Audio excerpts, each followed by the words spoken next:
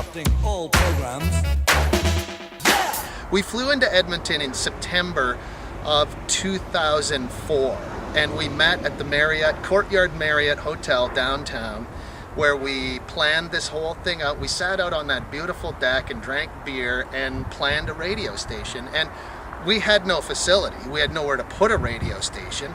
So we decided that I would be one of the first people to move to Edmonton. I'd come into Edmonton, buy a house, and we would start the radio station in my house. There was time at one point of actually, instead of doing it in the trailer, actually doing it in Garner's basement, but then we figured that probably wouldn't be too conducive to his family life, so that idea was scrapped pretty quick. There's the whole thing with having to put up a tower. I don't know that my neighbors would have enjoyed that, and my wife probably would have frowned on it because there was a lot of traffic coming and going from the trailers. We had Biff Naked on the stage, on our stage playing. We had Sum 41 here. We've had all these groups that would come by and try to impress Sonic and at the same time hang out at the airwaves. Thankfully, the brother of one of the guys that we started the radio station with, Clarence Shields, owns the Airways Country Inn in Nisku. And these guys came up to me and said, we want to do something real different. We want to kind of be like the old pirate days. So then we get to the morning of April 5th, 2005, and we were all at the oil field trailer in Nisku. I don't even think, no, we didn't have did we have the orange stripe around the trailer? I can't remember. The guys wanted to paint it orange. God only knows orange because they had these orange or fluorescent green colors. So we painted it orange, put Sonic on it. We're all gathered by the board. Our crazy little setup is the pump up the volume setup is all ready to go. And we pushed the button, and then we heard the first song start, Green Day, Welcome to Paradise.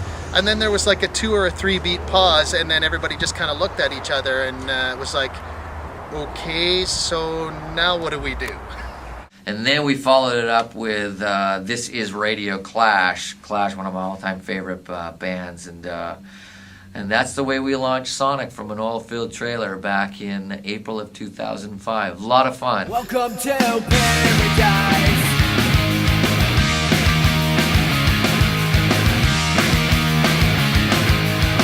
You gotta remember, this was all mud. I mean, the guys used to walk across to the radio station, to the trailer, in big mud. You know, I mean, it was gross out there, right? And that derrick that still stands out there right now, he puts Christmas lights on it every year. That was our first tower. That literally was how we sent the signal out. Wouldn't you know it, the transmitter was in St. Albert. So the airport authority, wouldn't you know it, the beam was going right across one of the runways. Well, all of a sudden we got the airport authority after us, we got the county after us. Yeah, and then the mud and all the other crap that went along with it, and then the technology side of things and some of the problems and issues you were trying to deal with when you're broadcasting out of a trailer from the side of the highway. But I mean, I think we managed to mask most of those things that were going on, and we still were able to make it sound like a pretty fun little radio station. Nobody hang around and close it? Yeah, we'll lock it up. Oh. See? He's got it set up. Wow. Isn't this cool? You can take a shot in here if you want it. It's still redneck and proud of it, right? So yeah, I remember this used to be. This was a control station, right here. Station, right here, yeah. Right where his desk is used to be the control studios. We'd look out the window. It would be in the Airways Country Inn. You'd see the parking lot. And then over there would be Al Ford's office. Or his office. And then Jason Manning's office would be right around here. And then back here.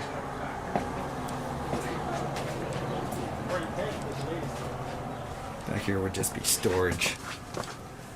And our fridge. Our fridge would be back here too. Because if we brought anything perishable, we didn't want to leave it in the trailer because there was a lot of flies here too. There was a lot of flies.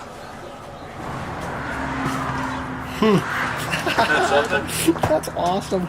I remember thinking to myself, going home and telling my wife, who, we came from Calgary, and we rolled the dice to come here. And I remember going home very early in the going and saying to her, I think this is going to be okay. I think it's going to work out fine. And then in mid-afternoon, we'd sit out on the balcony, and he'd be telling everybody to honk their horns, and they'd be honking their horns as they go by while we're drinking redneck beer. I couldn't believe the stuff we got away with.